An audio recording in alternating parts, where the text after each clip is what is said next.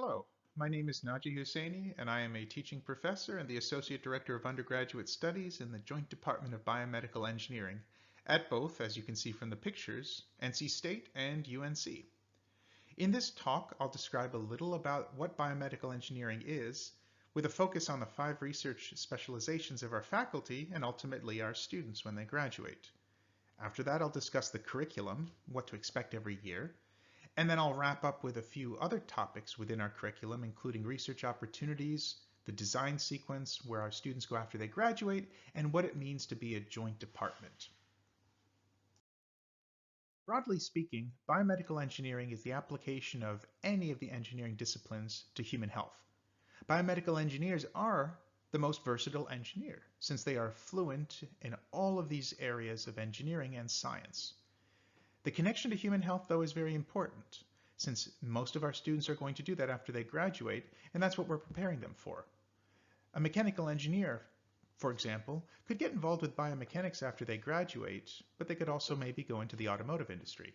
It's a little bit more difficult for a biomedical engineering student that did some mechanical engineering to go into the automotive industry. So being aware of that connection is important early on. In the next 5 slides, I'm going to discuss the 5 focus areas of our faculty and, again, our students. The first area is rehabilitation engineering, mechanical engineering and some material properties applied to the human body. Examples of rehab include gait and motion analysis. On the slide, there is a treadmill with 2 platforms. These can measure the forces independently for each foot. A person, for example, that has had a stroke might have a muscular imbalance and an asymmetry in their gait. And being able to understand how the weight is distributed, being able to subject them to stimuli and see how they react can help inform new treatment methods. Other aspects of rehab would be the structure of engineered tissue and the properties of biological tissue. What is the effect of diet and exercise, for example, on the bone structure? Not only do we want to be able to modify engineered tissues, but we want to be able to control our own tissue to avoid needing any sort of artificial engineered tissue. Finally, prosthetics, one of the most emblematic aspects of biomedical engineering. This can include both passive prostheses and active prostheses. For the difference with a passive, think of Captain Hook's peg leg, and for an active prosthetic, something that reacts and has electronics, think of Luke Skywalker's hand. So rehabilitation would be mechanical engineering applied to the body. A little squishier would be regenerative medicine. While the focus of rehab tends to be on load-bearing structures, regenerative medicine can be on other types of tissue. This could include, for example, the breast tissue scaffold shown in the top left. By giving the body a guide, a pattern to grow, it's more likely to form these structures and to heal more quickly. Synthetic materials can be used, but so can natural. The heart on the top right will be decellularized to remove anything that the host might reject, and then reseeded with the host's cells for an improved take after surgery. Other areas of regenerative medicine can be to speed up wound healing. The body's immune system is not only, generally people might think about it as a dangerous thing, but it's also critical for healing. So by controlling the immune response and preventing it from going into overdrive, we can speed up the healing process. Other aspects like biomimetic materials simulating what the body does, medical textiles like gauzes, these are all examples of ways that we speed up healing and to regrow things inside of the body. So think of material science and some chemical engineering applied to the human health. Changing phases of matter and getting even liquidier would be pharmacoengineering. This is the application of pharmaceutical sciences in the engineering world. Now, while we don't typically develop new formulations for drugs, we will develop new ways of delivering those drugs. Many types of drugs for treating tumors are toxic, and the systemic delivery of these can cause systemic problems.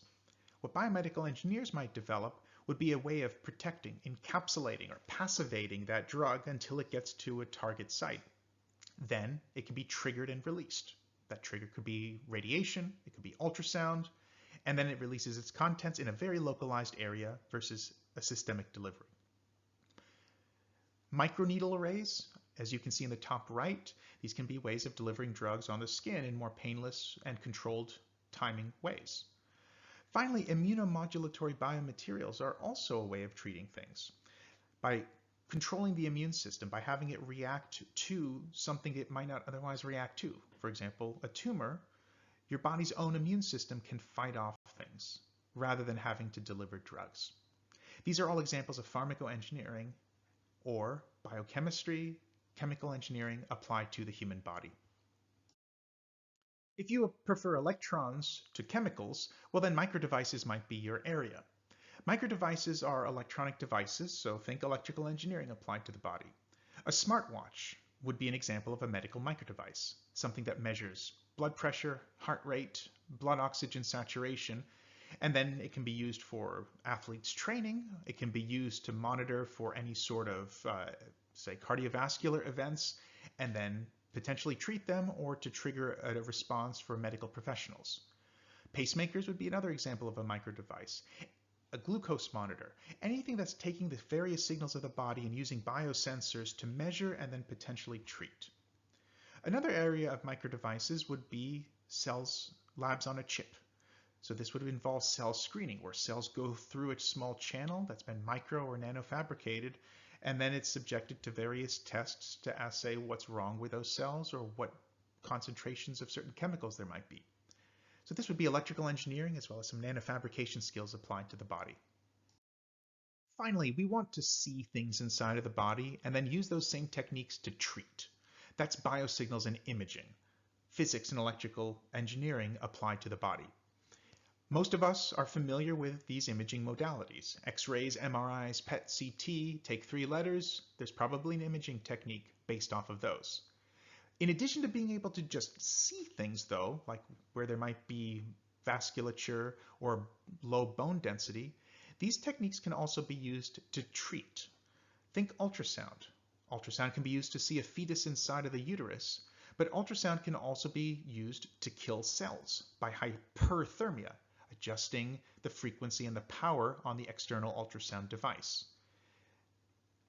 The signals inside of the body. Well, just about everything inside of the body has a signal. Muscles have signals, the brain does, the nerves do, the heart does, and by measuring these signals and monitoring them, again, interfacing this with the microdevices, you can make devices that treat and anticipate problems. This is the 5th area, biosignals and imaging, and our faculty generally find themselves in probably 2, potentially 3 of these areas, because of course, these are not discrete areas. Similarly, our goal with our students is to prepare them to focus in 1 or 2 of these areas. Now, if there's overlap, that's fine, but we want our students to be somewhat specialized. So let me discuss the curriculum in the next several slides to show how we get to this point. The curriculum map I'm about to discuss is not specific to one campus or the other. All students will have the exact same BME requirements regardless of their home campus. The only differences will be the general education requirements and some other aspects that each university requires. In the first 2 years, BME students will take STEM classes in all of the areas. After they've completed Chemistry 1, Physics 1, Calculus 1, Calculus 2, English, and at NC State a few other engineering classes, they will be eligible to apply to the BME program. This is a process called the CODA process. The CODA process involves an admissions committee in the BME department made of faculty and staff that carefully reviews every student to see how they've done so far and how well they anticipate they will do in the BME program. Our goal is not to weed out students that could be successful, but rather to make sure that the students that do take advantage of our limited resources do so most effectively. The main factor for admission into the program is the engineering success score, a GPA calculated from Physics 1, Chem 1, Calc 1, and Calc 2. In addition, the committee reviews the cumulative GPA for each student, as well as their essay. In general, students need a mix of A's and B's in these required classes to be competitive applicants, though it is certainly possible to be admitted with a GPA of lower than those values. It's possible also to take these classes elsewhere. AP exams will count in place of these classes. So an AP Calc BC exam, a 5 on that, would be averaged in as an A in Calc 1 and an A in Calc 2. Transfer classes are also accepted. If it's a little bit lower than A's and B's, that's where the essay comes into play. The essay is a 300-word essay with a full prompt available on our website, but basically just asking why you want to do BME, what the motivation is, and what you're going to do with the BME degree to make best use of our limited resources. This essay can help to make up for a lower GPA because we'd like to find out that some students indeed are not very good at classes, but are fantastic engineers with their heart in the right place, and we'd like to suss out who those people are. Each campus has its own pool of applicants, and we take about 20% of each class in December, 75 in May, and 5 in August, with the goal of admitting nearly a full class after the first year. We do reserve a few spots for third semester applicants, though it becomes difficult to graduate on a timely manner if you apply and are accepted in your sophomore year, unless you take summer classes. The application process went well and you were admitted to BME. Congratulations. Now, lots of classes are on their way. The engineering fundamental classes in the sophomore year consist of 4 traditional engineering areas that you can see here. You will still be taking fundamental science and math classes because you can't finish all of those in your first year. As you take these fundamental classes, the focus is still a traditional engineering education, but there will be examples from the biomedical areas to help get you interested in these fields. As you take those classes, we hope you will discover your interests. You might have come in with an idea, but you might start to change your mind. If you really like mechanics, for example, that naturally leads into rehabilitation engineering, things like prostheses and gait analysis. In addition to those classes, you'll be taking a design class in one semester, and that's a common theme throughout a curriculum. In the junior year, you will begin to specialize a little bit. Every student takes 2 semesters of physiology. This will teach you about the body with labs that start to probe and poke at the body, as engineers, of course, like to do. Those gateway electives, though, you have to take 3 of them. You can take 4 with a free elective as well, but you can't take all of them. If your interest is really in microdevices, then on the right side, bioinstrumentation and microprocessors and signals and systems are the natural gateway electives, and they will lead into focus in, say, making pacemakers. If you want to deliver drugs, biotransport and biochemistry and materials are probably the way to go. When you take these classes, you will begin to specialize, and that is important because you will be fluent, or you will be well versed in all of these areas, but you can't be fluent in all of them. In your senior year, you will take specialization electives, 4 classes from no more than 2 of these areas to encourage that specialization. In addition, there will be 2 semesters of senior design, but more on that in a little bit. From this extensive list, you can see all of our specialty electives. The ones in Carolina blue are taught sensibly at Carolina, while the ones in red are taught at NC State. Each of the specialization areas, the ones I talked about at the beginning of the talk, have their own electives, and of course, some of them are listed in multiple bins. There are classes that are taught in other departments that we also accept as specialty electives. The goal is to really give students the ability to pick the classes that match their interest and to make their own path, because not every student has the same interests, so we shouldn't force you to take the same 4 classes. Now, with all that coursework, you might be real book smart, but we want to make sure that you're also savvy and design smart. Every year has design. 1 semester in your sophomore year, 1 in junior, and 2 in the senior year. And that is to teach you how to do things, to build things, to develop things. The mission statement of the design program, taught by capable design faculty, is to prepare the students to identify and engineer innovative solutions for evolving healthcare by leading the advancement of design practice and education. This begins in the sophomore and the junior year with taking modules, practical skills modules. Things like how to machine, how to do cell culture, biocompatibility assays. You need to be able to model things before you make them. You need to prototype things, and these are what these skills are teaching you. Students that have particular interests will be able to take modules there. So if you're more interested in wet lab skills, you can focus more on taking biocompatibility assays, mammalian cell culture modules. You have some choice for those. In the senior year, students will be focused on a year-long project sourced from healthcare. This will involve market analysis, clinical immersion, talking with outside mentors, potentially physicians or other people that are really deeply embedded within that field. You will prototype a device. Hopefully you come up with some testing, maybe potentially some practical testing. And from these projects, sometimes students keep going after they graduate and they make this their life's work. Some people might get patents out of these. Some people might make this into their startup company.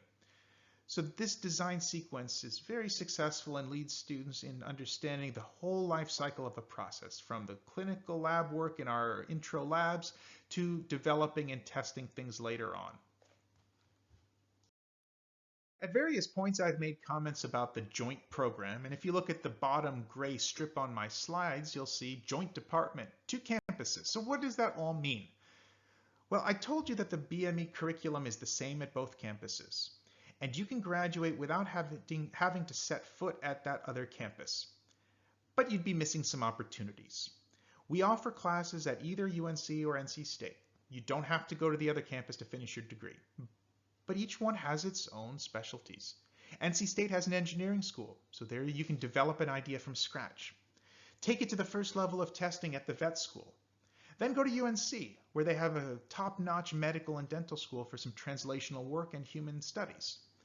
Now that you got something that might work, you go in between NC State and UNC to the Research Triangle Park, a business community that has a lot of biotech industries, startup and large alike. There you have a lot of people with lots of money that are looking to spend it on your project. And there you go from inception to commercialization. And that's something that most programs can't brag about having. In addition to having these opportunities, anything that a student at the other campus can do, you can do as well. Once admitted to the BME program, you will be granted full student privileges at the partner school, which means you can go to their recreational facilities, their libraries. You get an email address at both campuses. We can help you get free parking if you have a parking permit at your home campus. You won't get a great parking spot at the other campus, but hey, you get something. You can use their internship and job placement, career placement resources, go join student organizations. Anything that a student at the other campus can do, you can do as well. Even sports games. Now, currently, students at, for example, NC State could get UNC basketball tickets. And that's going to go over fine as long as ESPN doesn't pick up on that and say something like, well, we didn't expect to see Wolfpack here in the student section. Ho, ho, ho, that must be an interesting problem for UNC leadership, because that's when they'll crack down on it. But for now, you can do it. Importantly, though, there are no requirements at the other school, only opportunities. We've effectively doubled the number of specialization electives that you can take. We will have mixer events between the campuses because we do value that increased network and community, but you never have to. If classwork is not enough, there are research opportunities at both places. And I can't stress this enough, that one of the reasons to come to a top-notch university is to get involved with research with faculty that are doing things that are done nowhere else in the world. You can get involved with BME faculty, affiliated faculty in other departments, or anybody else that has a research lab. You can come up with your own research projects even, and get some funding internally or externally. If you would like to get involved with research at some point, you will likely be able to do that. And that can be to get course credit, get towards departmental honors, or maybe even to make some money on the side. The BME department has some specific competitive and funded fellowships, including the Abrams and Lucas Scholars programs. See the information for those on our website. And lastly, each university has its own research opportunities, some funded research programs. So check with the undergraduate office at your home institution. But do get involved with research, because it's not only useful to be able to just experience it, this might guide you towards grad school. Or you might hate it so much that you never want to go to grad school. Or you get research experience, you get some papers, you get some experience with other people, they learn who you are. That's going to be the best job reference you can get. Those papers are going to help get you into graduate programs. So get involved with research. I strongly encourage it, but it's your choice. And after you graduate, we will be sad to see you go, and about half of you in your tiers will be going into industry. These industries can range from very large companies like GlaxoSmithKline to government organizations, to working at hospitals, consultancies, small startup companies all around the area, though a lot of our students do stay in the Research Triangle Park. That has the benefits of keeping a strong network that can help our current students get internships and our recent graduates get jobs later on.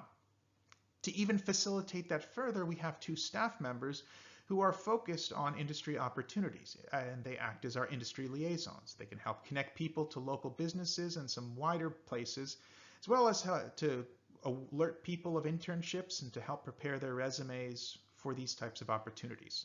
So we do help students that want to go into industry as best as we can. But that's not to neglect our other students. About 15% of our students go into medical or professional programs. Our curriculum covers all but about 3 or 4 of the pre-health required classes. Doing a pre-med is very doable in our program. The additional classes are typically offered in the summer, so if you want, you can take this in the summer and graduate in 4 years. If you've got some AP credit or transfer credit, then you can fill those empty spots with these types of classes. So pairing biomedical engineering and pre-health is a great way to stand out. Lastly, about 1/5 of our students go into grad school. That can be PhD and MS programs, as well as other types of master's programs geared towards either higher salary jobs in the industry or to eventually go into academia. But there are more opportunities than that. We've had some students do some cool stuff. We had one of our alumna go in work with a food truck and win the Great Food Truck Race. Another one of our students, who's a graduate student now in Texas, was recently on The Bachelorette. Though he did not finish with love, he still had a good time. We've even had a student that's now working in the Space Force. So don't forget that while, of course, we're trying to train you into biomedical fields and there are some classic paths, you are still a very versatile engineer, a brilliant person able to think well on their feet, and there is no area that's off limit. No door has ever been closed by an engineering degree. Because of the size of our program and the number of faculty, we are able to maintain a tight-knit community. Most of the classes after the sophomore year, and even in the sophomore year, have fewer than 40 students, with most senior level electives having fewer than 20. This allows students to interact with faculty members and to really get to know who they are.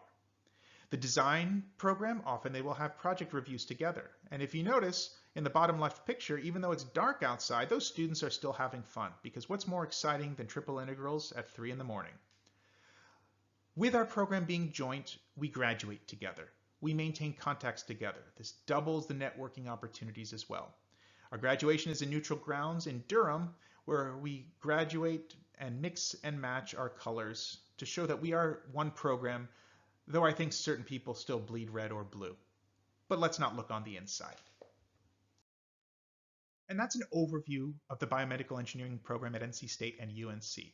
If you still have questions, my contact information is listed right here. At UNC, our student services coordinator is Rocky Rothrock. His email is listed there. And at NC State, Madison Britton is available at her address there. Don't hesitate to reach out to us. We're happy to answer any questions that you might have. Also, check around our website. We have a lot of information there available as well.